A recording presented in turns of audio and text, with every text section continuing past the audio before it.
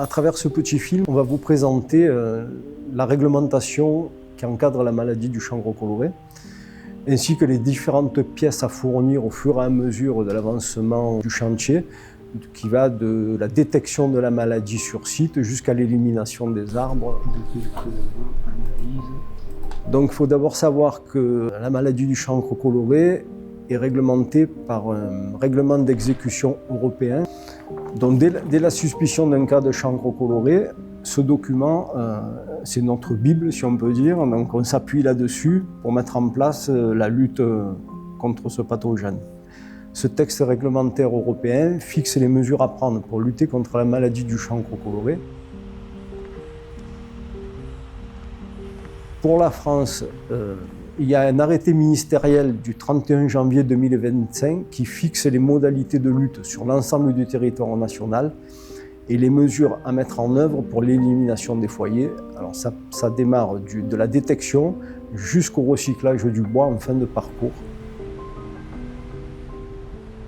Donc, en cas de suspicion de chancre coloré, le gestionnaire ou propriétaire des arbres s'adresse soit à la Fredon PACA, pour l'ensemble de la région PACA hors Bouches-du-Rhône. Pour les Bouches-du-Rhône, s'adresse au GEDON de Marseille, qui est en charge de la détection de la maladie sur les Bouches-du-Rhône. Et en cas de non-connaissance des différents organismes, la solution est de s'adresser au SRAL, DRAF, de la région concernée, qui répercutera la demande sur l'organisme concerné.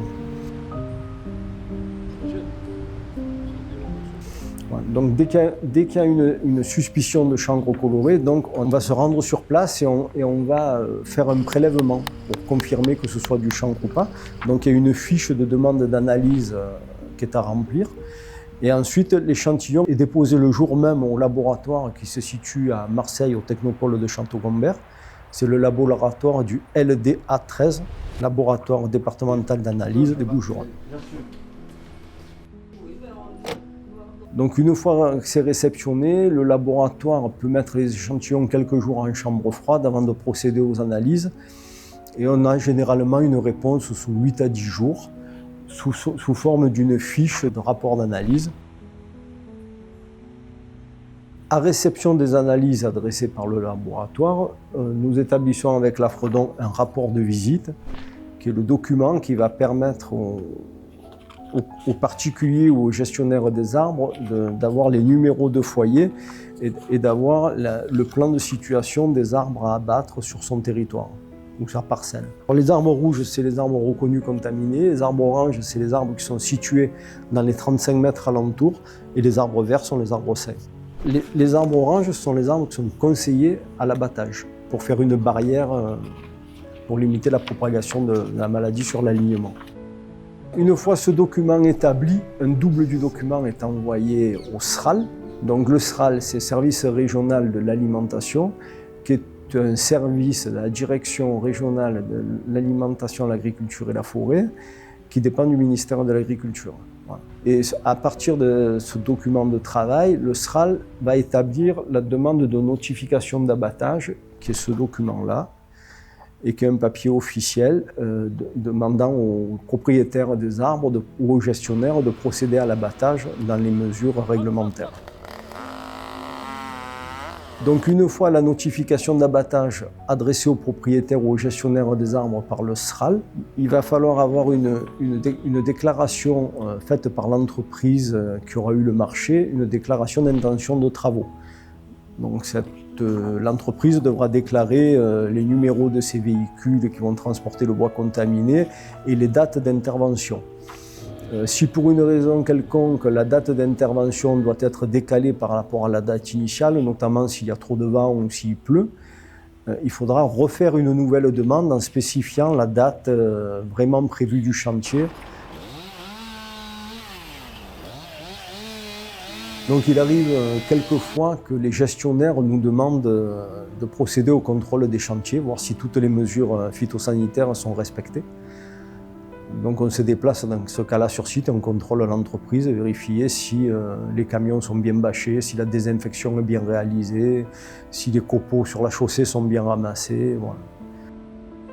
L'entreprise qui va faire ces travaux doit demander un laissez-passer phytosanitaire au SRAL C'est un papier sur lequel ils vont désigner tous les véhicules qui transporteront le bois. Ça reprendra les dates de début et de fin de chantier.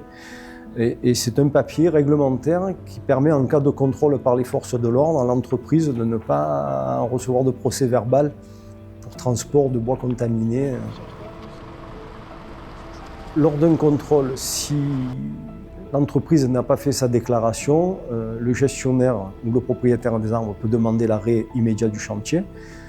Au cas où l'entreprise refuse, c'est les agents assermentés du SRAL qui peuvent se déplacer et bloquer le chantier. Après, il faut savoir qu'il peut y avoir des procédures engagées devant les tribunaux. Il y a des amendes qui sont prévues avec des montants assez élevés. L'importance de la mise en œuvre de toutes ces réglementations est la préservation de l'essence platane, qui est un arbre emblématique de Provence. Et au-delà de la Provence, éviter éventuellement transporter la maladie dans les départements ou les régions qui sont encore saines. Et cette réglementation s'applique à tous les intervenants qui travaillent au Plé de Platane, y compris, et c'est très important, tout ce qui est travaux de terrassement pour mise en place de différents réseaux. Donc là c'est pareil, pour la mise en place des réseaux, quand il y aura un réseau de fibres, de gaz, d'eau, peu importe, à partir du moment où on travaille à proximité de Platane, on doit faire une déclaration, on doit savoir si on va passer sur une zone contaminée ou anciennement contaminée où des spores peuvent être encore présentes dans le sol et éviter que les engins, à la sortie du chantier, emportent des spores sur un site sain.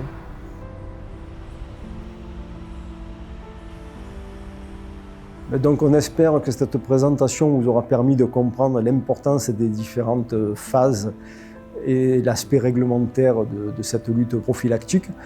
Maintenant, tout à chacun de faire au mieux pour que tout se réalise dans les meilleures conditions et préserver vraiment cette essence qui est une essence emblématique.